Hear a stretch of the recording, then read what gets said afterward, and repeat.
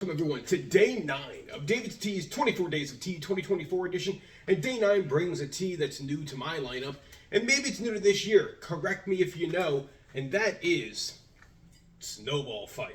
Now this tea in itself sounds very interesting because Snowball Fight is a rooibos tea, which means there's no caffeine in it. However, it brings together coconut, white chocolate, snowflake sugar sprinkles, and natural coconut cream flavoring. Now, for a tea named Snowball Fight, I oddly thought this was going to be a black tea because everything that's kind of Christmassy themed, at least in the past, always had a base of a black tea, such as like Candy Cane Crush, Christmas Morning Blend that we had yesterday or Saturday. I'm already forgetting which one it was. So hearing something like Snowball Fight, I would have never thought it to be a rooibos tea. Now, that could be to its benefit, right? Because maybe they went with something interesting here because you got your coconut, right? You got your white chocolate. To me, white chocolate always reminds me a little bit of a vanilla flavor. I don't know if it's supposed to be like that. Maybe it's just me. Do you guys think white chocolate tastes like vanilla? Let me know down below. So let's take a couple scents of this, right? Let's see how this smells. And really, offhand, immediately you get that coconut smell, that nice creamy coconut smell, which I believe is going to work very well with the white chocolate, and then your snowflake pieces, which are mostly sugar anyway, and then your coconut cream flavoring. So let's see how this all comes together.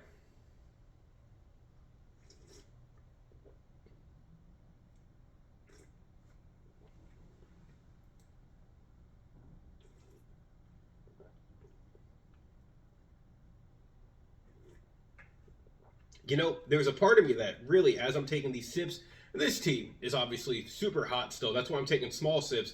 I can see why they went with rooibos for this. See, rooibos has a very light flavor, right? Like rooibos is a tea that really doesn't have that bitterness that tea has, depending how it's processed, because it's not tea. Rooibos is kind of like almost like a pine bush to an extent, right? So, at least I think it is. So it has more of like a almost like a mate flavor, but not really at the same time, if that makes sense. It's very like floral, more in its flavor versus like a tea flavor. And because of it being that kind of mellow and down to earth per se, it really works with this tea, right? Because bringing in the coconut and white chocolate, to me, that's a perfect match, right? Like that's how that should be. Coconut cream in itself as a flavoring, excuse me, it's fantastic. So when you start mixing that with just that really mellowness, that lightness of a rooibos tea, it allows that coconut flavoring to shine just a little bit more than it would have, I think, if it was like a black or a white tea. I really like this tea, right? I do.